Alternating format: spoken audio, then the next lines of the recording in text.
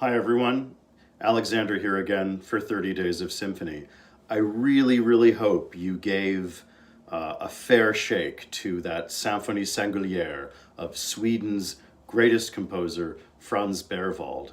And here now is another work I hope I can conduct for you really soon back in Crosse, a work far more popular, of course, but equally lovely. This is from just a few years later, the year 1855, as it happens, another exquisite symphony from that beautiful, calm, middle period of the long 19th century.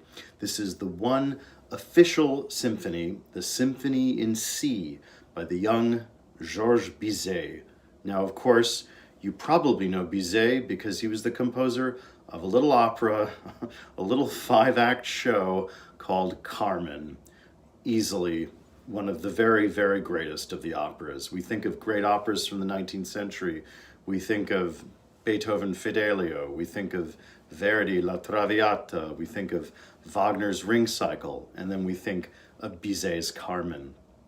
Like those other mentioned works, it was revolutionary in its time, not only for the beauty of its music and the power of its story based on a very rough and ready tale by Prosper Mérimée, but it presents to the world, and this again in the 1850s was very radical, it presents to the world an opera, the action of which centers fully around a strong, take charge, female protagonist, a woman who is going to take charge of her own destiny. That work, of course, one of the greatest and most beloved of the operas. But this little symphony in C major was not intended by Bizet to be known by anyone. It was quite literally a symphony he wrote as a student exercise, put it in a drawer, and never gave it a second thought, which is absolutely astonishing when one considers what a masterpiece he inadvertently left to the world. Bizet wrote this as a student exercise for his teacher at the Paris Conservatory, the great French opera composer Charles Gounod, who was then, and really through all of the 19th century, seen as the greatest French operatic composer of the day. He left us several great operas, a very fine opera, his treatment of Shakespeare's Romeo and Juliet, which is still done all over the world, and a work that was regarded by many for many years as the greatest of all the operas in French, his setting of Goethe's tale Faust, which for a while was literally the most often performed opera in the world. His student was the 17-year-old Georges Bizet. And Bizet, in yet another example of a student sincerely trying to emulate his master, his teacher, and then inadvertently writing, giving us a work that's greater than what the teacher could have done themselves. He wrote this symphony in C based on a symphony in D, the Symphony No. 1 of Charles Gounod, which is a very fine and charming and utterly professional kind of neoclassical symphony, a symphony in the style of Mozart 2 generations before, Mendelssohn 1 generation before.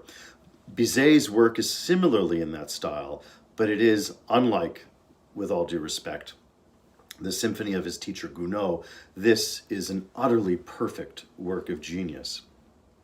Again, it is in the completely conservative, traditionalist style of a classical symphony, the world of Mozart and Haydn and early Beethoven.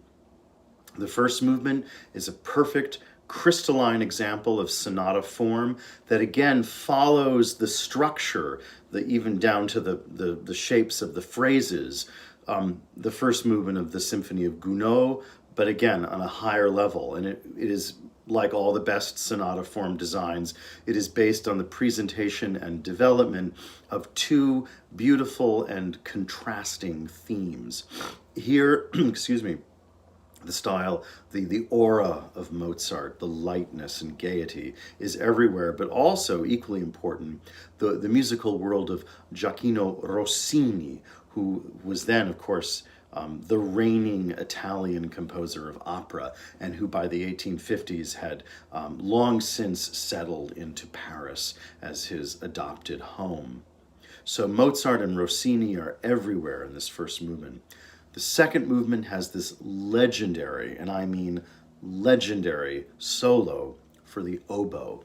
The movement really is kind of like a miniature oboe concerto in which Bizet spins what seems like this endlessly long line of an aria, as they'd say in opera. This aria, this plaintive, lonely song for some character in some opera he never wrote.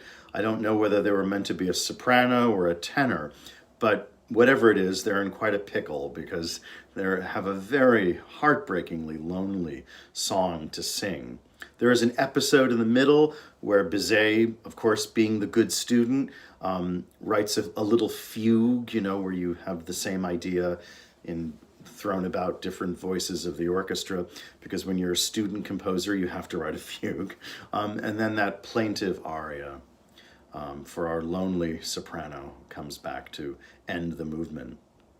The third movement is one in which Bizet makes his French heritage, I think, most apparent, because the trio section, the middle section of this scherzo, is very much a French folk dance. I think of the bagpipe music of Brittany, that region in northern France, which, like Scotland and Ireland, is ethnically actually a Celtic region. So they still, to this day, love to play their bagpipes. So you get this drone-like music in fifths, and very, very evocative of the northern French countryside.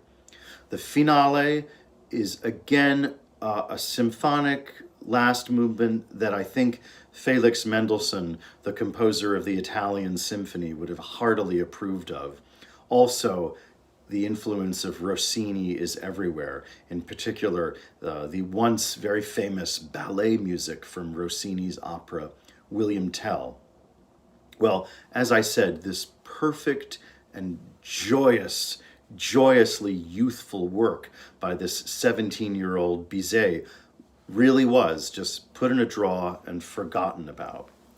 Bizet's widow, on her passing away many decades later, left this score with a whole tranche of Bizet's various scores and sketches and papers via a third party to the library of the Paris Conservatory.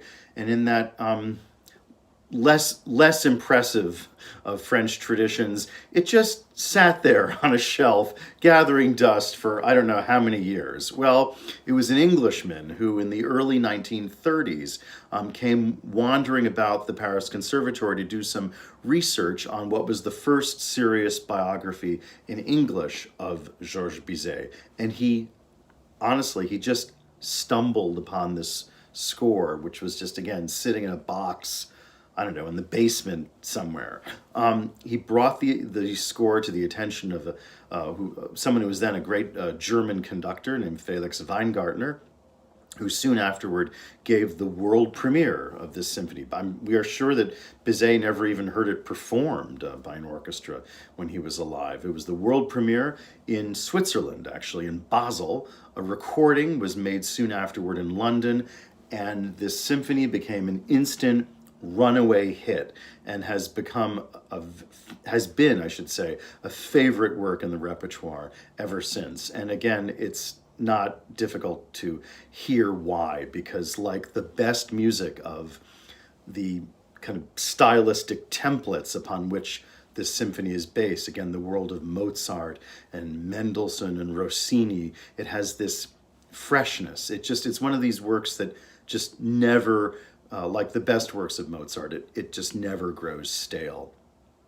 I think it's fitting that in the performance we're going to highlight now, it is performed by one of the world's great youth orchestras, or I should say training orchestras, the orchestra of the Verbier Festival, also in Switzerland, is here conducted by Gabriel Takash-Naj in a very effervescent performance of this Symphony in C by Georges Bizet.